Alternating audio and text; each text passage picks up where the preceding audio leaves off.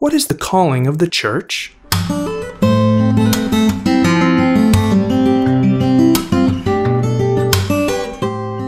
The earthquake on the 16th of April 2016 in Ecuador surprised the country.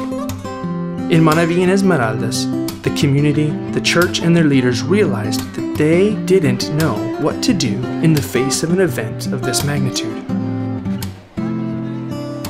They were not prepared, nor had they made any plans to reduce the impact of the risks already warned about. La iglesia, la población en general, responde con prontitud. The church and the population in general tends to respond promptly, with passion and love immediately after a disaster. However, there are many weaknesses in the area of mitigation, works that should be considered over the longer term, which can reduce the impact or loss of life.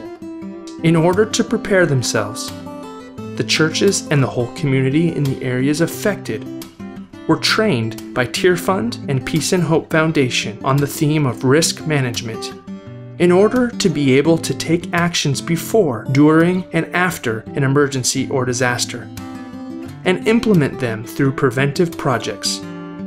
No es usual en los medios cristianos o religiosos en cuanto a hablar de gestión de riesgos. It's not usual to talk about risk management in religious circles, but actually it is necessary in the church, in the ministries, in the places where people are helped, to go and take the next step of leaving your four walls and helping the people that need it.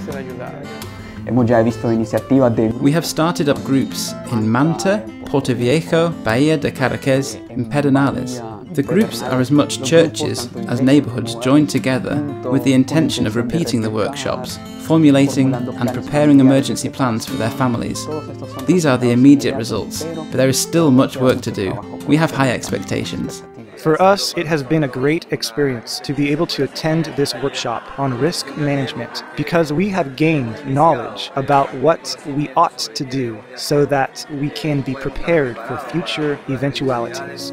And we hope to be able to repeat it with our community. I'm very much hoping to be able to work to develop action plans for the community and local church.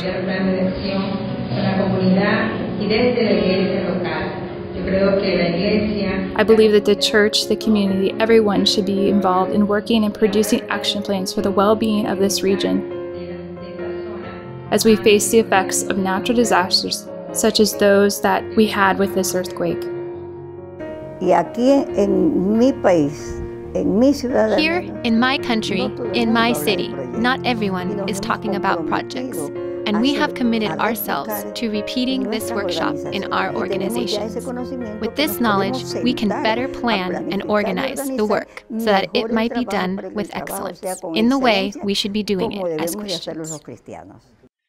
In these 3 days of workshops, we achieved various things. 1. To create awareness of disasters and the different stages that make up the cycle of disasters. We also looked for the church being capable of identifying its resources. It's not true that we don't have anything. There is always something that we can use to respond to a disaster. Another point was to identify the threats and risks that we are facing.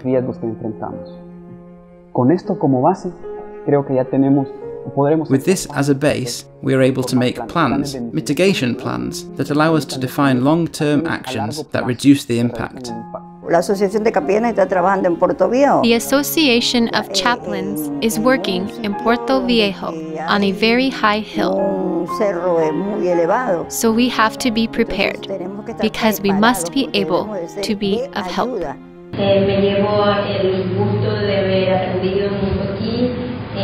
I'm pleased with what I've learned here. I'm going to share it in my community to strengthen us.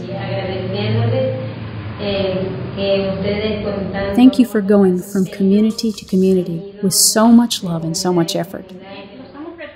We are preparing ourselves for a new disaster. Hopefully there won't be any more. But for us who have lost family members, it is very hard. But we have to keep preparing so that this loss of life doesn't happen again. Therefore, everyone who hears these words of mine and puts them into practice is like a wise man who builds his house on the rock. The church is called to plan in order to prevent. This is a popular old saying. Those who fail to plan are doomed to repeat history. This is an application in every area of life. Therefore, in the context of earthquakes, of disasters, the church must prepare. It must plan in order to prevent. And this means the management of risk, of being able to identify good practices that have been used in other contexts, but at the same time to work seriously on the theme of prevention, with the community, the church, the family making plans for responding to these blows from nature.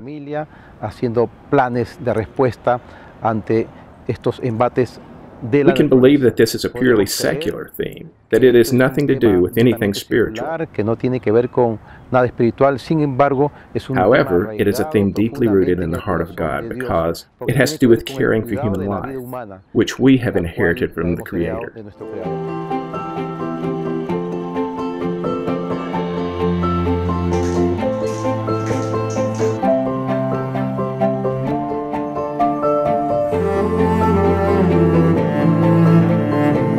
Without doubt, we could ask ourselves the question, why is the church called to do this?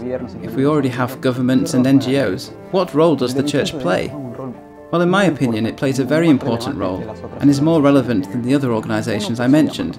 Firstly, because of its call, a call to love and serve, which I believe is clear from the Bible, and to respond to these types of situations is to affirm the mission given by Jesus to his church, to care for the most vulnerable, those who are suffering, grieving, hungry, cold, and that are in situations of disaster.